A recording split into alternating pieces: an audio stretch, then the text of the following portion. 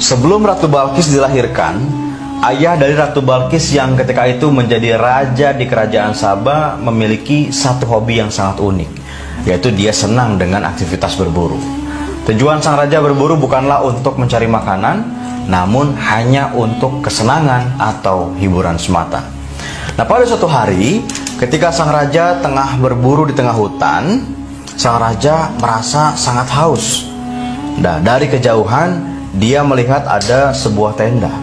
Kemudian raja pun mendatangi tenda tersebut. Ia hendak meminta air minum kepada pemilik tenda tersebut. Setelah sang raja mendekati ke tenda, dari dalam tenda keluarlah seorang kakek-kakek. Lalu raja pun minta disediakan minuman untuknya kepada si kakek-kakek ini. Nah, si kakek pun langsung memanggil anaknya dari luar tenda untuk membawakan segelas air. Nah, dari dalam tenda keluarlah seorang wanita yang ternyata sangat cantik bagaikan matahari.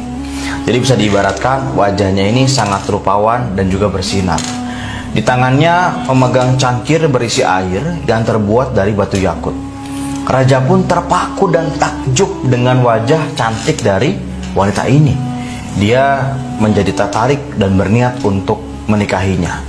Maka langsung saja sang raja menyampaikan maksud hatinya tersebut kepada si kakek yang tak lain tak bukan adalah ayah dari wanita ini. Ayah dari gadis ini berterus terang kepada sang raja bahwasanya mereka bukan berasal dari bangsa manusia, melainkan mereka berasal dari bangsa jin. Namun sang raja yang udah kepalang cinta tidak peduli, dan singkat cerita keduanya pun menikah.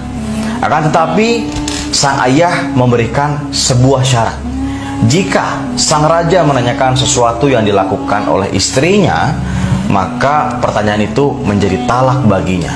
Artinya, teman-teman semua, jika suatu hari nanti ada perbuatan istrinya yang aneh, maka sang raja tidak boleh bertanya kenapa istrinya melakukan hal tersebut.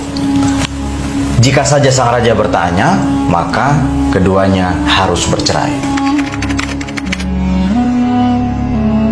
Nah, setelah keduanya resmi menikah, mereka dikaruniai seorang anak laki-laki. Sang raja senang bukan kepalang mengetahui anak yang dilahirkan oleh istrinya ini berjenis kelamin laki-laki. Tentunya suatu hari anak ini bisa menjadi pewaris tahta ketika sang raja wafat. Namun teman-teman, tanpa sepengetahuan sang raja, anak laki-laki tadi langsung dibunuh oleh ibunya sendiri. Ketika raja mengetahui hal tersebut, dia pun tentu menjadi sangat sedih.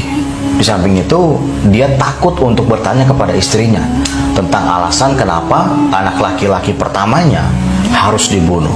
Karena jika saja sang raja bertanya tentang alasan kenapa istrinya melakukan hal tersebut, maka artinya mereka berdua akan bercerai. Pada akhirnya sang raja hanya bisa diam dan menahan rasa penasarannya itu. Setelah beberapa tahun kemudian, istrinya hamil dan melahirkan bayi perempuan. Kemudian mereka menamakan bayi perempuan ini dengan nama Balkis. Dan untungnya anak mereka yang kedua ini tidak dibunuh lagi. Sang raja pun tampak senang, tapi masih bercampur dengan rasa gelisah dan penasaran.